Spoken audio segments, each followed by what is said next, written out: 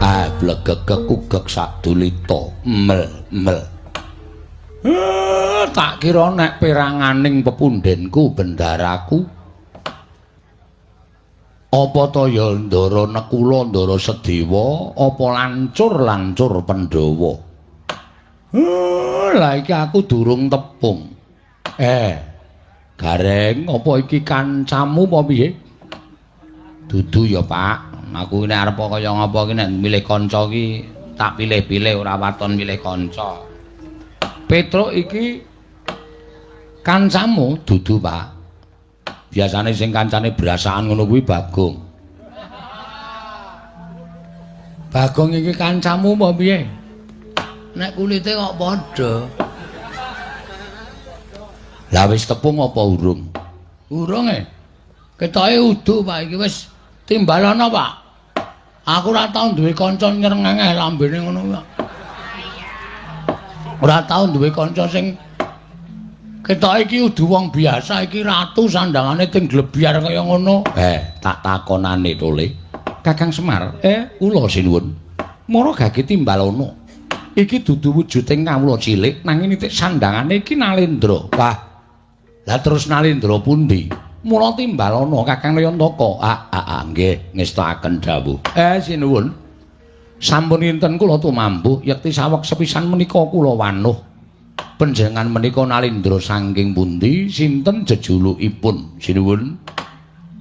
Jagat Dewa Bathara, jagat Pangestungkara. Gusti. Sadurunge aku tak takon karo kowe. Apa pancen kepara nyata kowe ingkang jeneng Semar Badranaya?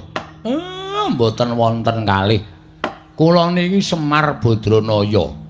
Nggih kula niki sing nami Semar. Wah, dalah. Wah, ora nyono babar pisan. Negaraku padha kedanan karo sing jeneng Semar. Mongko saka petunganku Semar kuwi wujude satriya utawa Nalendra gagah piteksa. Lah kok jebul bareng aku tekan Karang Kadempel. Wah, ora ngira babar pisan namung drajating wong loro saudon telu saurupan. Kowe mung drajating kawula cilik Semar. Nggih. Panci kula niku mboten duwe derajat, duwe pangkat. Kula niki mung ngesuhi para kawula sak desa Karang Kadempel. Sampeyan sinten sinuwun? Nalendra mburi saka negara ing Bata Sarimbak. Bata Sarimbak? Yo. Negaraku Bata Sarimbak. Wondene aku kuwi ala-ala Nalendra. Aku sinembah dening para kawula sak Bata Sarimbak. Yen takon kalawan aku Prabu Jaya Lengkara. Prabu Jaya Lengkara. Yo. Ngaturaken kasugengan rawuhipun. Yo, slamet tekaku nering Sambikala. Ora kuwi sik. Ing atase kowe kuwi wujuding batur. Lah kok ndak sawang ana ing pendopo kene sing padha lenggah priyagung. Iki sapa iki? Nuwun sewu menika juragan kula. Niki bendara kula. Ingkang lenggah wonten ing wingking kula menika sinuwun Prabu Darmakusuma. Nalendra ing Ngamarta. Sinuwun Prabu Darmakusuma kasinggihan mekaten sinuwun. Walah dalah. Wah. Ora ngira yen to ketemu karo sinuwun Nalendra ing Ngamarta Prabu Darmakusuma. Kondhang kalukeng rat nganti tekan jagat negaraku Bata Sarimbak kabeh padha kedanan karo luhuring budi Prabu Darmakusuma. Nggih matur nuwun. Lah sing malang krek ning mburine ya to? Menika sinuwun Mandura. Sinuwun Mandura sapa? Prabu Baladewa. Wah lah dalah ing atase kowe iki mung batur kok dayohe ratu. Prabu Baladewa. Inggih. Wah, ya aku tau krungu asmaning Prabu Baladewa. Lah ingkang ning mburiku iki ngendikane receh. Ngendikane kok kepenak banget dimidhangetake. Niku sinuwun Prabu Sri Bathara Kresna. Lho. Sinuwun Prabu Sri Bathara Kresna. Nggih sinuwun. Wah, yen ngono Nalendra Titis Wisnu. Kasinggihan mekaten. Wah, dalah sinuwun. Kula ngaturaken sembah pangabekti kula kunjuk. Mboten nginter menawi kula pinanggih kaliyan Nalendra Titis Sang Hyang Bathara Wisnu. Nggih, Kisanak. Kula tampi dawah sami-sami dipun prayogiaken anggitipun lenggah. Nggih, matur sembah nuwun. Semar, sing dhuwur iki mau sapa? niku Ndara kula Ndara Werkudara. Raden Werkudara. Nggih. Wah, edan. Wah, lah kok piyai-piyai kondang kabeh sing padha lenggah ning Karang Kadempel. Edan. Takon aku ra ya, Pak. Ras.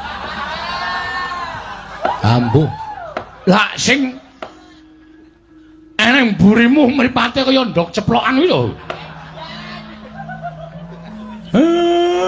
Gegek sadulita mel. Tak kira nek peranganing pepundhenku bendaraku apa to ya Ndara Nekula Ndara Sedewa apa lancur Pandhawa. Lah iki aku durung tepung. Gareng apa iki kancamu apa piye? Dudu ya, Pak. Aku nek arep kaya ngapa iki nek milih kanca iki tak pilih-pilih ora waton milih kanca. Petruk iki kancamu dudu, Pak. Biasane sing kancane brasaan ngono kuwi Bagong. Bagong iki kancamu apa piye? Nek kulite kok padha. Lah wis tepung apa urung? Urung Ketoke udu, Pak, iki wis timbalana, Pak. Aku ora tau duwe kanca nyerengenge lambene ngono, Pak. Ora tau duwe kanca sing ketoke iki udu wong biasa, iki ratu sandangane ting glebyar kaya ngono. Tak takonane to, Le. Kakang Semar, kula sinuwun. Mara gage timbalana. Iki dudu wujuding kawula cilik nanging nitik sandangane iki Nalendra. Wah. Lah terus Nalendra pundi? Mula timbalana Kakang Nayantaka. Nggih, ngestakaken dawuh. Sinuwun. Sampun kinten kula tumambuh yekti saweg sepisan menika kula wanuh. Panjenengan menika Nalendra saking pundi? Sinten jejulukipun? Sinuwun. Oh, jagat Dewa Bathara, jagat Pangestungkara. Gusti. Sadurunge aku tak takon karo kowe. Apa pancen kepara nyata kowe ingkang jeneng Semar Badranaya? Mboten wonten kalih. Kula niki Semar Badranaya. Nggih kula niki sing nami Semar. Wah, dalah. Wah, ora nyono babar pisan. Negaraku padha kedanan karo sing jeneng Semar. Mongko saka petunganku Semar kuwi wujude satriya utawa Nalendra gagah pideksa. Lah kok jebul bareng aku tekan Karang Kadempel. Wah, ora ngira babar pisan namung drajating wong loro saudon telu saurupan. Kowe mung drajating kawula cilik Semar. Nggih. Panci kula niku mboten duwe derajat, duwe pangkat. Kula niki mung ngesuhi para kawula sak desa Karang Kadempel. Sampeyan sinten sinuwun? Nalendra mburi saka negara ing Bata Sarimbak. Bata Sarimbak? Yo. Negaraku Bata Sarimbak. Wondene aku kuwi ala-ala Nalendra. Aku sinembah dening para kawula sak Bata Sarimbak. Yen takon kalawan aku Prabu Jaya Lengkara. Prabu Jaya Lengkara. Ya.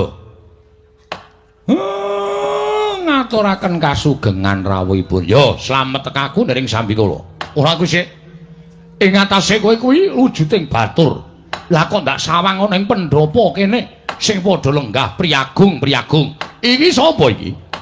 Nuwun sewu menika juragan kula.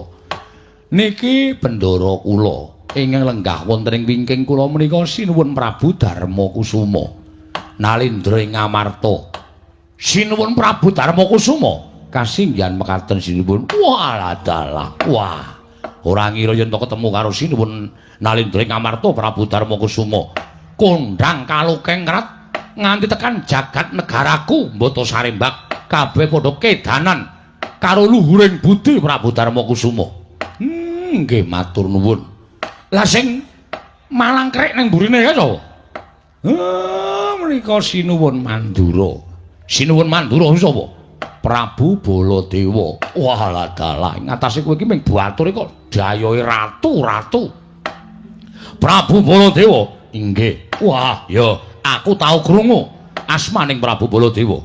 Lah ingkang ning mburiku iki ngendikane receh. Ngendikane kok kepenak banget dimidhangetake. Niku sinuwun Prabu Sri Bathara Kresna. Lho, Sinuwun Prabu Sri Bathara Kresna. Nggih sinuwun. Wah, yen ngono Narendra Titis Wisnu. Kasinggihan mekaten. Wah, dalah sinuwun. Kula ngaturaken sembah pangabekti kula kunjuk. Mboten nginter menawi kula pinanggih kaliyan Narendra Titis sing Sang Hyang Bathara Wisnu. Nggih, Kisanak. Kula tampi dawah sami-sami dipun prayogiaken anggitipun lenggah. Nggih, matur sembah nuwun. Semar, sing dhuwur iki mau sapa? Niku ndara kula Ndara Werkudara. Raden Werkudara. Nggih. Wah, edan. Walah kok piyai-piyai kondang kabeh sing padha lenggah ning Karang Kadempel. Edan. Takon aku ra ya, Pak. Eras. Ambo. Lah sing eneng burimu mripate kaya ndok ceplokan kuwi lho.